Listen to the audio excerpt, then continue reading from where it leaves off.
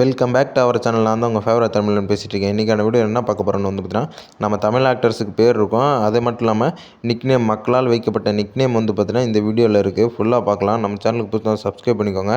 இப்போ ஒவ்வொருத்தர் பேராக பார்க்கலாம். லைனாக வாங்க பார்த்துக்கலாம். எனக்கு என்னடா தெரியும், கேளுடா.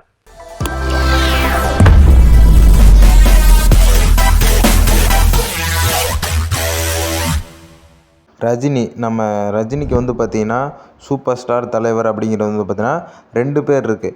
நம்ம சூப்பர் ஸ்டாருங்கிறது வந்து பார்த்திங்கன்னா அவர் படம் 90s காலகட்டத்துலேருந்தே வந்து பார்த்திங்கன்னா சூப்பர் ஸ்டார் கூப்பிட ஆரம்பிச்சிட்டாங்க. அவங்க படத்துலையுமே வந்து பார்த்திங்கன்னா சூப்பர் ஸ்டார் அப்படிங்கிற டைட்டில் போட்டு தான் வந்து பார்த்திங்கன்னா ஆரம்பித்து இப்போ வரைக்கும் தமிழ்நாட்டின் நம்பர் 1 சூப்பர் ஸ்டார் அப்படி இருக்கிறது வந்து பார்த்திங்கன்னா நம்மளுடைய ரஜினி. அடுத்து யாருன்னு வந்து பார்த்திங்கன்னா உலகநாயகன் கமல்ஹாசன். இவர் உலகநாயகன் கமல்ஹாசன் பேர் வந்திருக்கு, மக்களால் வைக்கப்பட்டது. எதனால் வந்து பார்த்திங்கன்னா தசாவதாரம் படத்தில் 10 கெட்டப் போட்டிருப்பார்.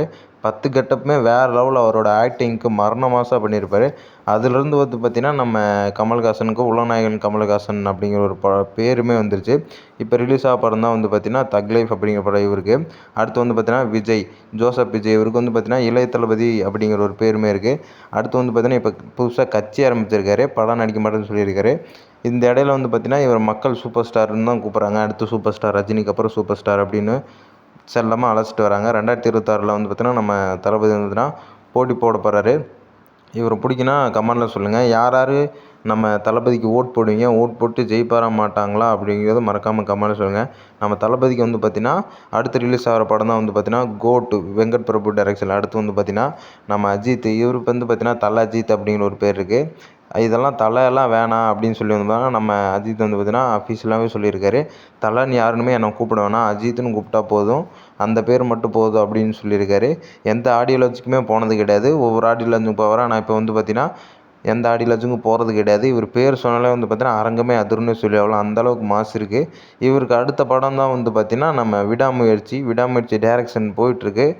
மூவி எடுத்துகிட்டு இருக்காங்க. ஆனால் இன்னும் ரிலீஸ் ஆகிறதுக்கு இந்த 2024 ரிலீஸ் ஆகும்னு எல்லாருமே நம்புகிறாங்க. விடாமல் எடுத்துகிட்ருக்காங்கன்னு தான் சொல்லி ஆகணும். ஆனால் எப்போ ரிலீஸ் ஆகும்னா 2024 அடுத்து ரிலீஸ் ஆக படம் தான் விடாமுயற்சி.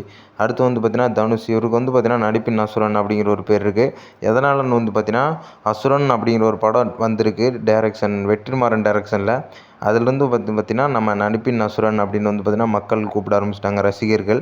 எந்த படத்துலையும் வந்து பார்த்திங்கன்னா இவருக்கு நடிப்பின் அசுரன் அப்படிங்கிற ஒரு பேர் டைட்டில் போட்டது கிடையாது. ஆனால் வந்து பார்த்திங்கன்னா இப்போ வந்து பார்த்திங்கன்னா போட்டுட்ருக்காங்க. ட்விட்டரில் வந்து பார்த்திங்கன்னா அஃபீஷியலாக நடிப்பின் அசுரன் அப்படின்னு தான் நம்ம தனுஷ் வச்சுருக்காரு.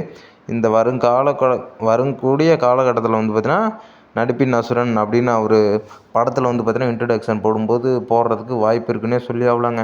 ஏன்னா இவருக்கு அந்தளவுக்கு ஃபேன் பேசியிருக்காங்க. நானுமே வந்து பார்த்திங்கன்னா ஒரு தனுஷ் ஃபேன் தான்.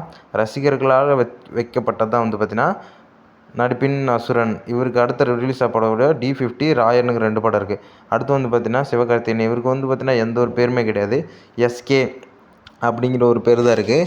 இதுவுமே மக்கள் வந்து பார்த்திங்கன்னா சிவகார்த்திகேயன் அப்படி இருக்க, சிவா S இருக்குது பார்த்திங்கன்னா, அடுத்து கார்த்திகேயன் K, இதை வச்சு தான் பார்த்திங்கன்னா SK அப்படின்னு சொல்லியிருக்காங்க. எல்லா படத்துலையுமே SKன்னு தான் வரும்.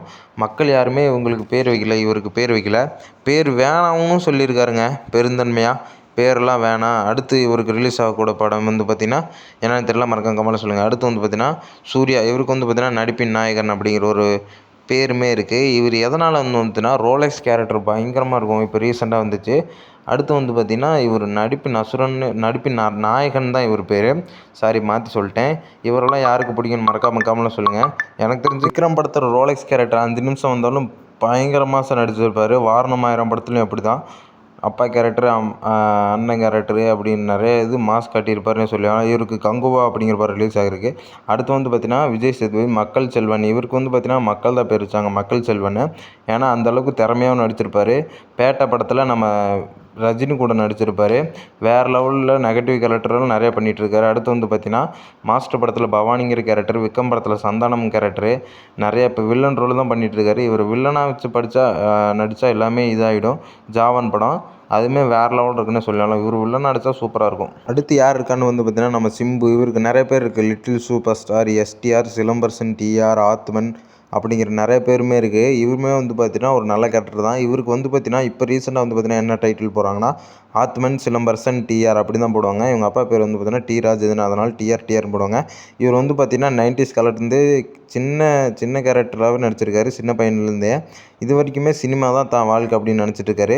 இப்போ வந்து பார்த்தீங்கன்னா இவருக்கு ரீசெண்டாக ரிலீஸ் ஆகக்கூடிய என்ன படம் இப்போ பார்த்த எல்லா நடிகர்களுக்குமே பேர் இருக்குது. நான் யாராச்சும் பேரை மிஸ் பண்ணியிருந்தால் மறக்காமல் கமெண்ட்னு சொல்லுங்கள். அடுத்து பார்ட் 2 வீடியோவில் அவங்க பேர்லாம் போட்டு நான் இது பண்ணுறேன். நம்ம சேனலை சப்ஸ்கிரைப் பண்ணிக்கோங்க. பாய் கேஸ், அடுத்த சந்திப்போம்.